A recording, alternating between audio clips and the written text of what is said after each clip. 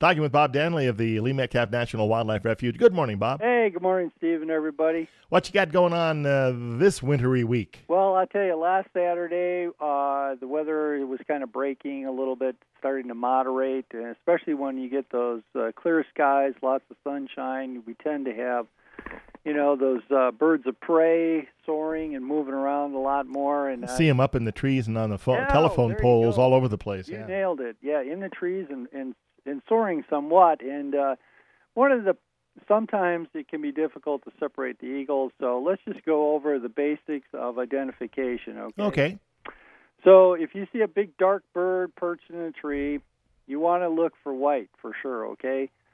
Typically, bald eagles take about 4 or 5 years to go from an all-dark plumage.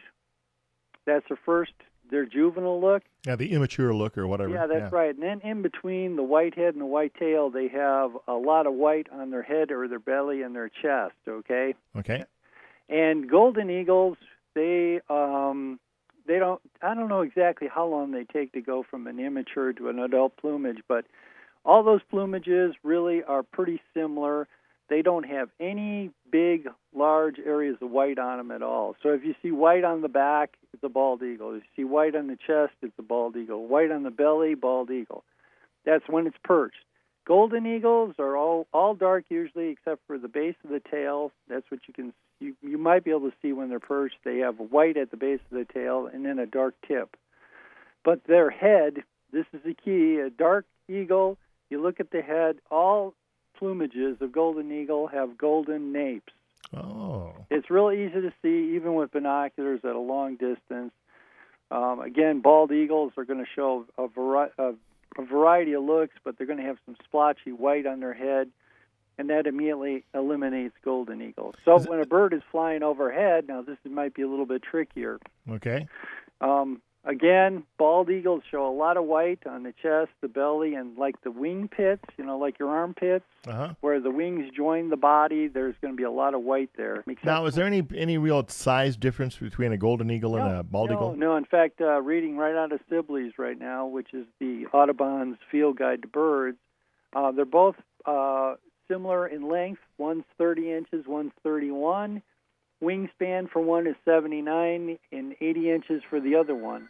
Immature golden eagles have 3 spots of white on them. At the base of the tail, like I mentioned earlier, and then at the base of the primaries, which are near the end of the wing, okay? Okay. So when they're flying over, you'll see 3 distinct spots of white. And the shape of the wings is different. The bald eagle wing is very plank-like. In other words, it's the same width from where it joins the body out to the tip of the wing. Mm-hmm. But golden eagles, it's really pinched where it meets the body, and it looks like they have they're giving a pose with their bicep. The feathers are bulging. That's how I've been able to identify them, is that plank look. I think we talked about that a couple of years ago. Yeah, and the head is smaller on a golden eagle. It's less than 1/3 of the tail length. Bald eagles have a really huge head, so their head length is about half the length of their tail. So that's another easy structural comparison to make. So we've got lots of them in the valley. Yeah, there should be quite a few around because we're in the calving season right now and other, things like roadkill. So, this is an opportunity for you to sharpen your skills and, let us all know how you're doing. Okay, thanks, Bob. All right, have a great day, everybody.